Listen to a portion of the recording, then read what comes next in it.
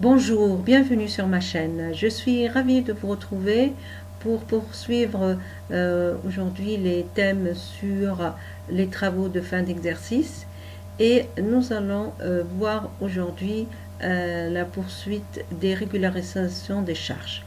Alors je rappelle que une entreprise en fait doit respecter plusieurs principes comptables lors de la réalisation de sa comptabilité. Et le principe d'indépendance des exercices en fait partie.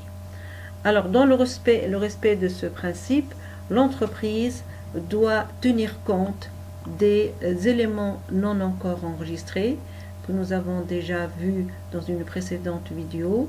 Vous trouverez le lien dans la barre d'infos concernant cette vidéo.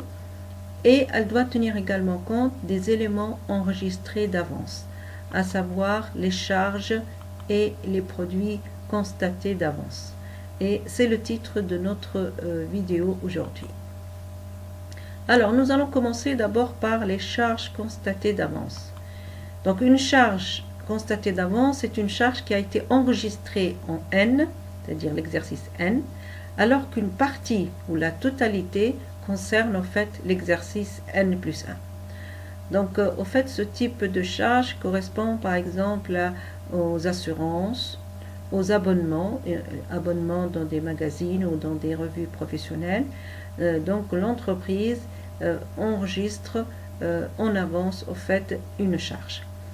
Alors, du point de vue comptable, au 3112N, donc la partie de la charge relative à l'exercice N plus 1 doit être exclue de l'exercice N. Alors pour cela, on crédite le compte de charge, donc la classe 6, et on débite le compte 486, charge constatée d'avance. Donc là, au fait, le compte 486 est un compte de régularisation, 48 c'est compte de régularisation, avec 6 pour indiquer qu'il s'agit d'une charge. Donc le chiffre 6, on le trouve en troisième position. Alors l'enregistrement dans un journal se fait ainsi. Donc au 3112N, on débite le compte 486, charge constatée d'avance, et donc par la contrepartie de la charge concernée, avec une charge hors taxe. Donc effectivement, les charges, lorsqu'il s'agit de charges constatées d'avant, sont enregistrées hors taxe. Donc les régularisations des charges constatées d'avance sont enregistrées hors TVA. Alors, nous allons voir une petite application.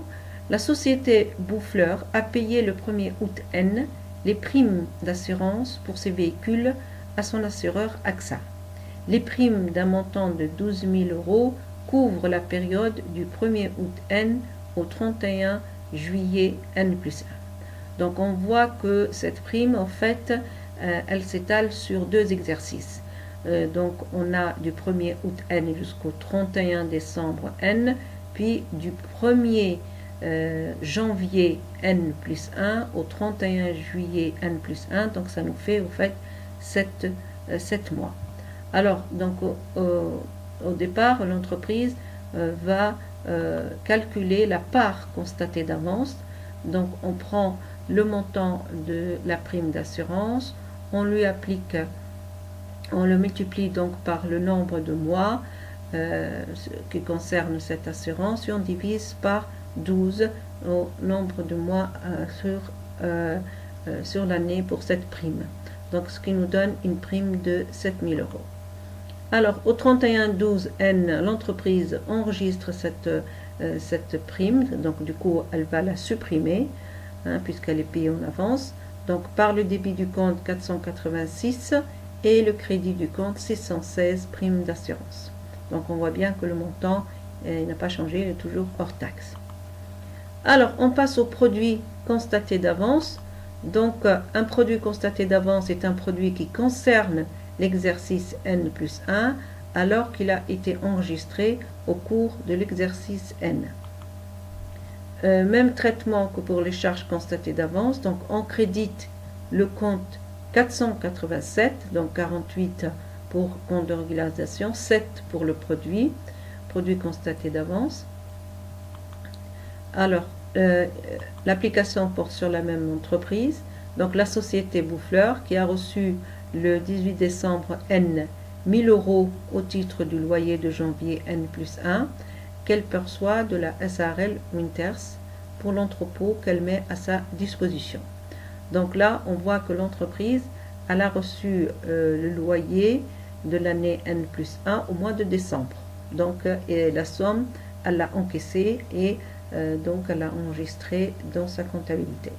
Alors quand elle arrive au 31/12, elle doit régulariser cette situation en passant l'écriture suivante, donc au 31/12, le crédit du compte 7083 pour location diverse, 1000 € par le compte 487 produits constatés d'avance pour location d'entrepôt et le montant il est toujours hors taxe. Alors ensuite, donc le travail n'est pas fini, l'entreprise doit faire ce qu'on appelle une contrepassation au début de l'exercice suivant. Alors c'est quoi la contrepassation? C'est-à-dire à l'ouverture de l'exercice N+1, on contrepasse les écritures relatives aux charges et produits constatés d'avant passés à la clôture de l'exercice N. C'est-à-dire tout simplement qu'on passe les écritures inverses. Alors, on va reprendre les deux exemples que nous avons vus concernant l'assurance et l'entrepôt. Donc, pour l'assurance, au 1er janvier N+1, donc on va cette fois débiter le compte de charge, prime d'assurance, par le crédit, cette fois le compte 86 sera au crédit, donc charge constatée d'avance, par le même montant de 7000 €. Concernant la location d'entrepôt, donc on débite le compte 487 produits constatés d'avance et on crédite le compte 7083 location diverses, location d'entrepôt. Voilà, nous sommes arrivés à la fin de cette vidéo. Merci de votre attention. N'oubliez pas de vous abonner et de partager pour plus de vidéos. Merci, au revoir.